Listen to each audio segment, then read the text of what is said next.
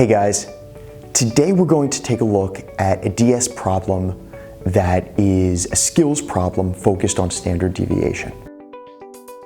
What they're asking here is, do we have enough information to compute a standard deviation? It's useful to think of standard deviation as clustering. If we have a whole series of points, we can define how clustered or unclustered the group of points is. That's all that standard deviation, that's all that variance is.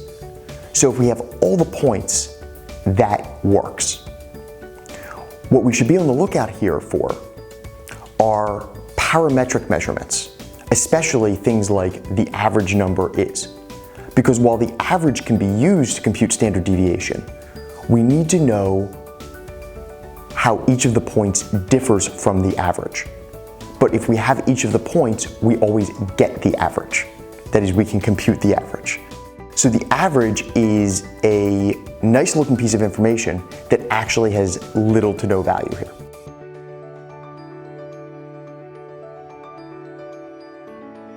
So let's jump into the introduced information. Number one, boom, tells us that the average number of eggs is 4. And that's great, except that it doesn't tell us about the clustering. So if we run some scenarios here, we could have every nest have 4 eggs, or we could have 5 nests have 0, 5 nests have 8. Or 9 nests have 0, 1 nest has 40. These are all different clusterings, and we could end up with anything in between those extremes as well. So number 1 isn't sufficient.